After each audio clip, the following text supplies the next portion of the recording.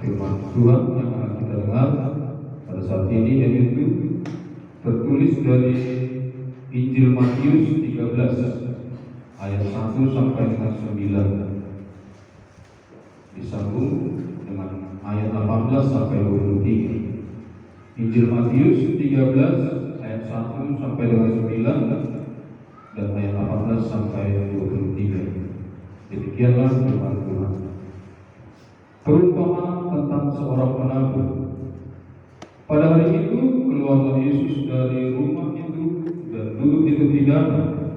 Maka datanglah orang banyak berbondong-bondong lalu mengerumuni dia, sehingga ia naik ke perahu dan duduk di situ. Sedangkan orang banyak semuanya berdiri di pantai, dan ia mengucapkan banyak hal dalam perumpamaan kepada mereka. Katanya, adalah seorang penabur keluar untuk menabur. Pada waktu ia menabur, sebagian benih itu jatuh di pinggir jalan. Lalu datanglah burung dan memakannya sampai habis. Sebagian jatuh di tanah yang berbatu-batu, yang tidak banyak tanaman. Lalu benih itu pun segera tumbuh karena tanahnya tipis.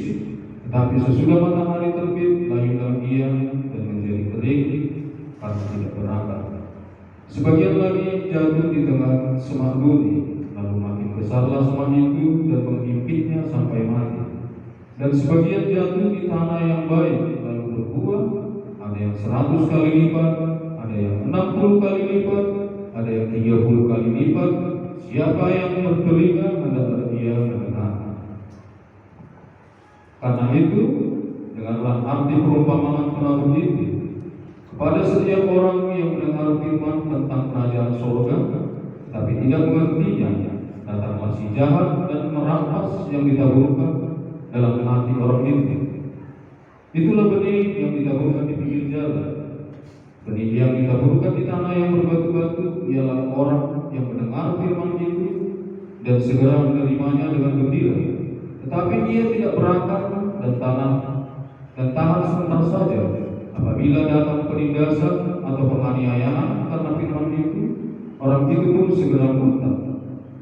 Yang ditaburkan di tengah semak duri ialah orang yang mendengar firman itu, lalu kekhawatiran dunia ini dan tipu daya kekayaan menghampiri firman itu sehingga tidak berbuah.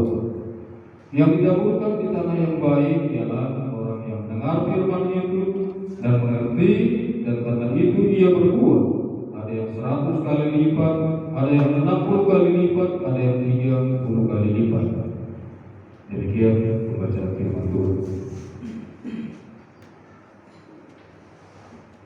Bapak Ibu, dalam kitab Perjanjian Baru yang ditulis oleh murid-murid Yesus, yaitu Matius, Markus, Lukas, Yohanes, ada sekitar 30 lebih perumpamaan atau 39 tepatnya yang diajarkan Yesus kepada orang banyak yang mengikutinya pada saat itu.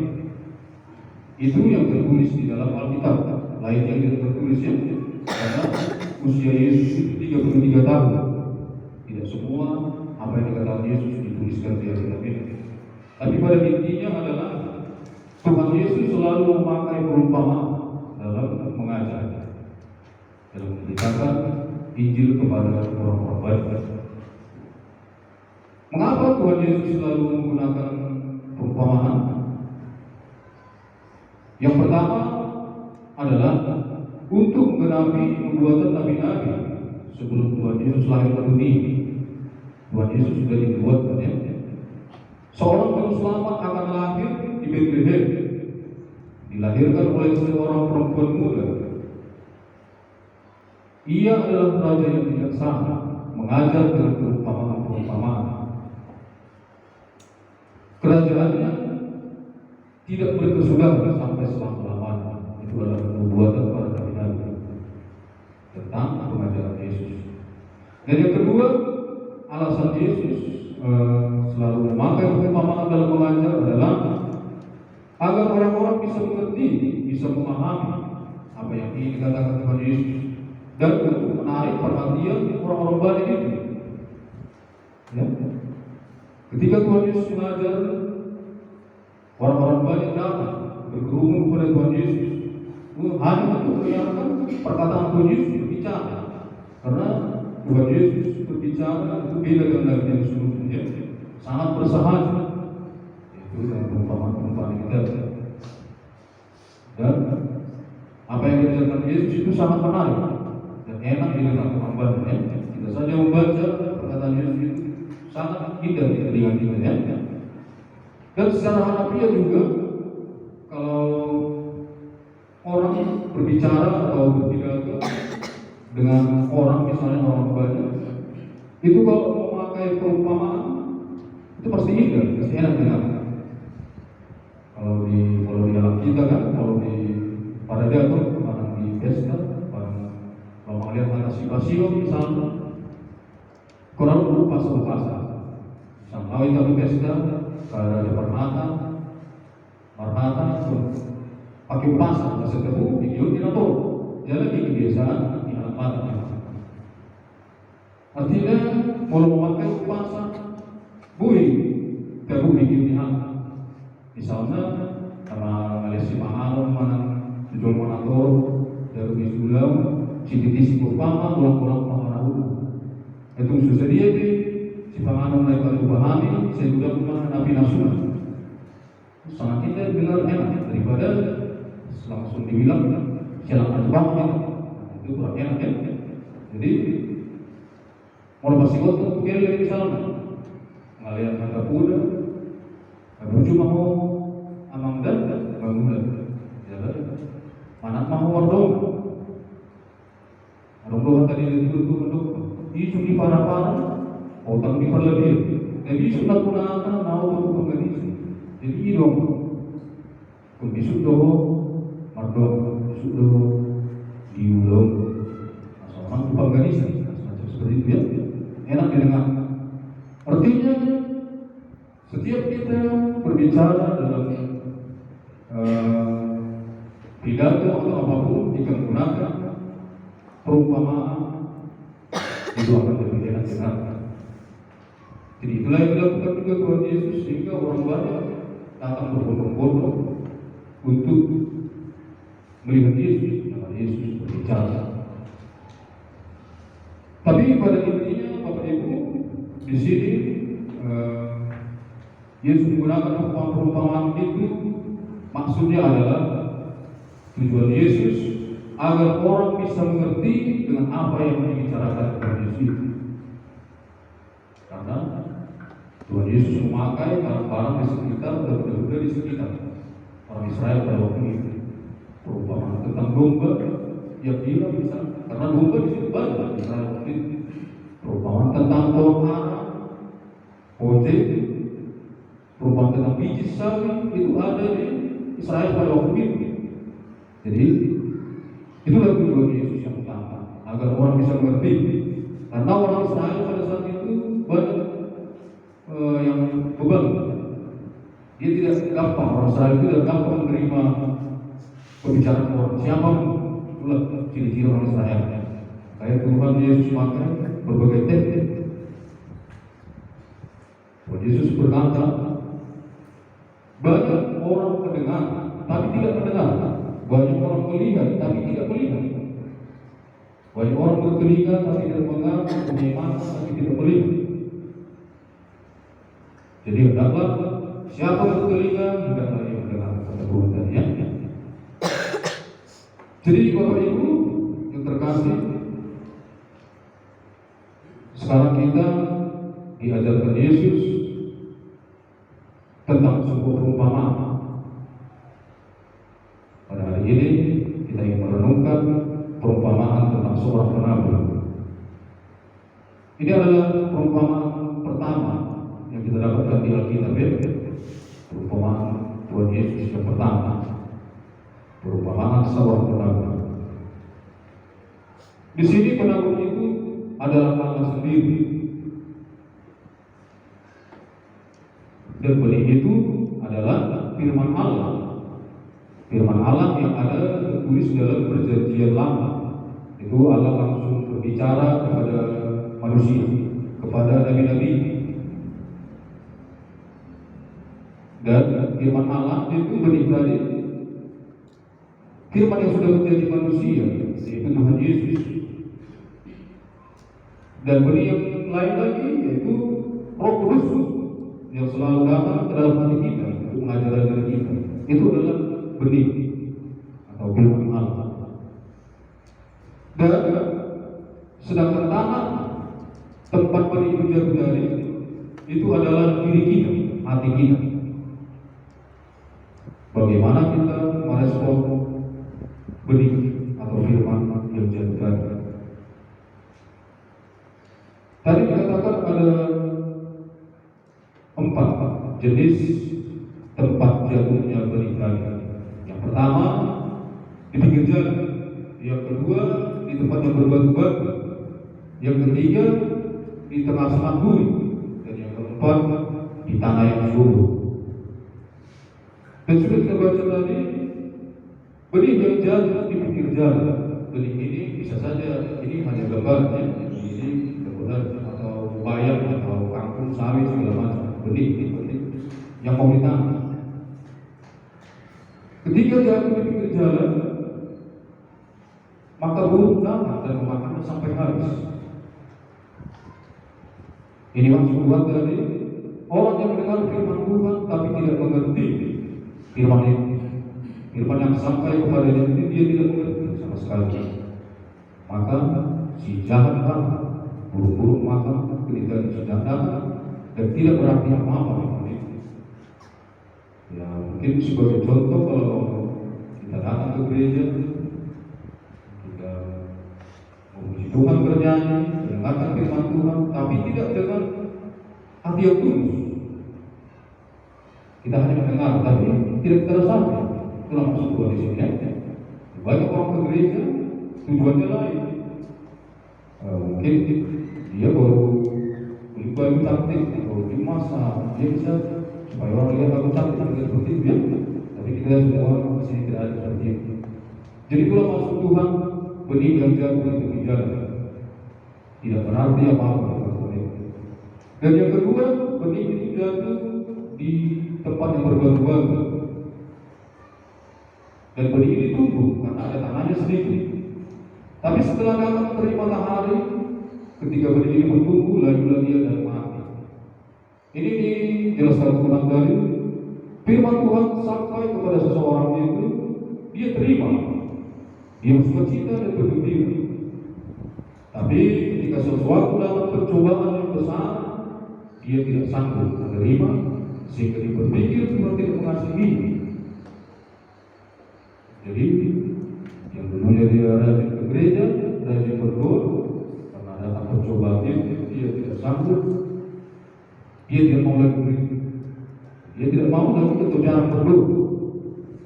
Itulah benih yang jatuh di batu-batu. Dan bahkan bisa kereta sampai murtad. Kalau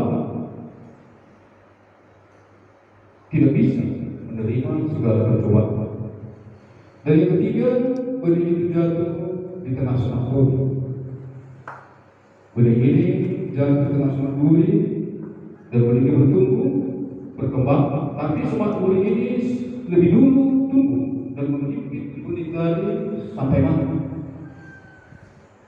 Jadi kita, inilah yang sering kepada kita ya, kepada khususnya manusia yang dulunya dia susah, dia rajin memuji Tuhan, tapi ketika kenikmatan dunia atau setelah dia diberkati Tuhan, mungkin dia bisa menjadi kaya, bisa banyak uang, dia sibuk dengan pekerjaan, sudah diberkati, dia lupa kepada Tuhan, lupa ke gereja, lupa ke pertemuan, dia hanya sibuk bekerja untuk memikirkan hartanya saja. Banyak seperti itu ya. Kalau susah kita minta tolong sama Tuhan, tolong aku Tuhan, sudah susah, sudah diberkati, dia menikmati berkat sehingga dia lupa. Dan dipikirkannya ladangnya semua harta-hartanya dengan kesibukan dia lupa kepada Tuhan. Itulah maksudnya benih yang jatuh di tengah semak bumi. Dan yang keempat tadi, benih jatuh di tanah yang subur. Dan inilah yang semestinya bagi kita umat Tuhan. Kita harus menjadi tempat yang sungguh, lahan yang sungguh, agar kita bisa menerima firman Tuhan. Ketika kita mendengar firman Tuhan dan mengerti, berarti kita berada di tanah yang subur, dan kita bertumbuh. Firman Tuhan tadi yang masuk dalam kita bertumbuh dan berkembang, dan bisa menghasilkan banyak buah. Kita bisa menjadi berkat bagi orang lain, maksudnya berkali-kali lipat. Bapak Ibu yang terkasih dalam nama Tuhan Yesus Kristus, pertanyaannya sekarang dari yang keempat itu, di manakah kita?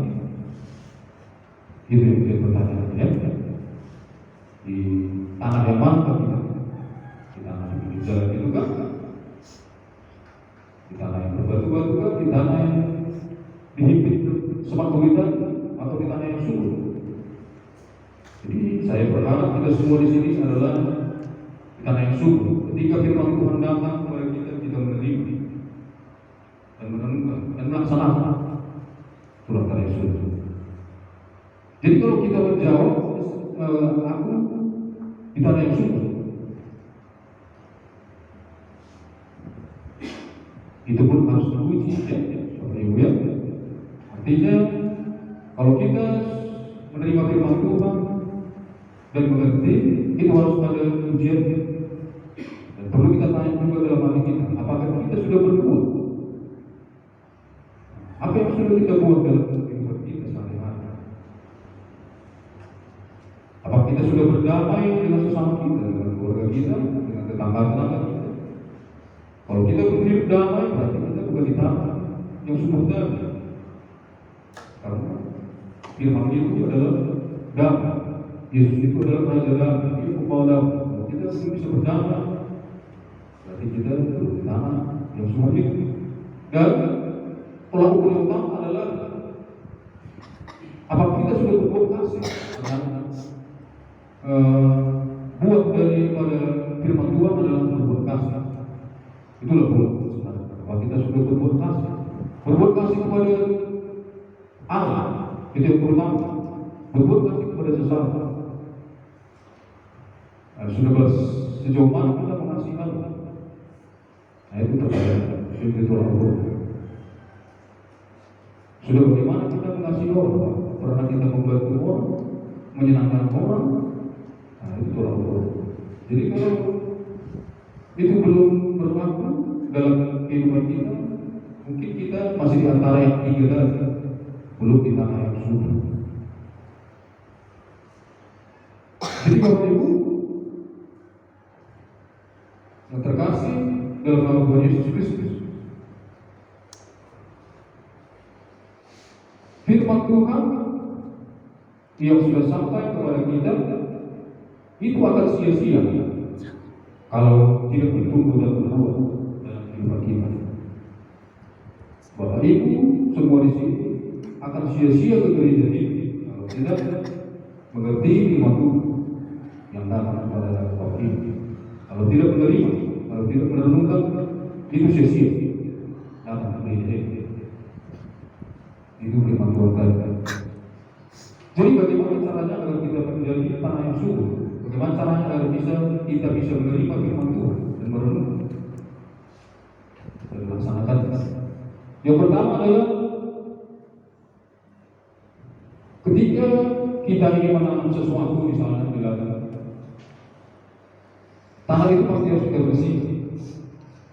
Caranya itu agar kita bisa menerima firman Tuhan, menerima berita, tanah itu harus dibersihkan. Artinya hati kita harus kita bersihkan dulu. Misalnya tanah itu ada kayu-kayu, batu-batu, harus kita bersihkan. Kita bersihkan hati kita agar kita bisa menerima firman Tuhan. Yang kedua, kita harus menggabungkan tanah itu, dibersihkan, harus digabungkan, dicampur. Kalau ada kayu, dibuang, kalau batu dibuang, digabungkan.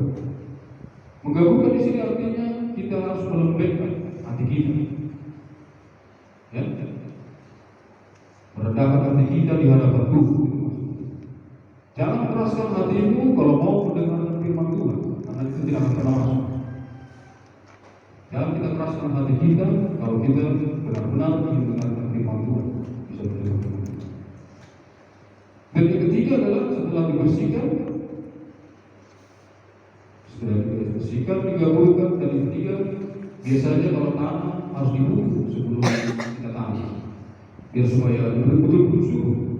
Dan menanam cabai, sebulan lagi kita bersihkan dulu, kita gabungkan, kita taruh kompos misalnya atau urea sini, dan sesudah itu baru kita tanam. Jadi agar bisa menerima firman Tuhan, kita harus memupuk iman kita, memupuk hati kita dengan cara yang sering berdoa, sering kita gereja, melayani Tuhan, berbuat baik kepada orang, memberikan ucapan syukur, beri pertumbuhan kita dalam memupuk agar kita bisa menerima semua firman Tuhan kita, setiap firman Tuhan yang datang kepada kita. Jadi ketika tanah sudah dibersihkan, hati kita sudah kita bersihkan, merendahkan diri ke hadapan Tuhan, selalu berdoa, maka otomatis kita akan bisa menerima firman Tuhan.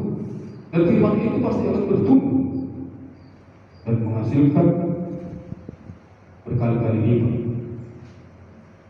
Dan kita bisa berbuat bermanfaat bagi orang lain, bermanfaat bagi Tuhan, melayani Tuhan. Bapak Ibu yang terkasih dalam nama Tuhan Yesus Kristus, di dalam hidup ini kita perlu makan dan minum agar bisa bertahan hidup. Makan nasi, makan roti dan lain-lain adalah makanan kita, bekal kita di dunia ini. Tapi harus kita ingat malam Tuhan Yesus berkata, manusia hidup bukan hanya dari roti saja, tapi dari setiap firman yang keluar dari mulut Allah. Jadi kita harus menjadi tanah yang subur, menerima firman Allah. Dan itu artinya makanan pokok kita yang sebenarnya adalah firman Tuhan. Itulah makanan pokok kita yang sebenarnya. Jadi Bapak Ibu, firman Tuhan ini mengajak kita, marilah kita membersihkan hati kita dari segala macam pemikiran yang tidak baik, dan memupuk hati kita dan merendahkan diri kita di hadapan Tuhan, agar kita bisa menerima firman Tuhan kapan saja, dan kita akan bertumbuh dan menghasilkan banyak buah yang dibanggakan. Karena itulah bekal kita untuk mendapat hidup yang kekal abadi bersama Allah di surga. Amin. Mari kita berdoa.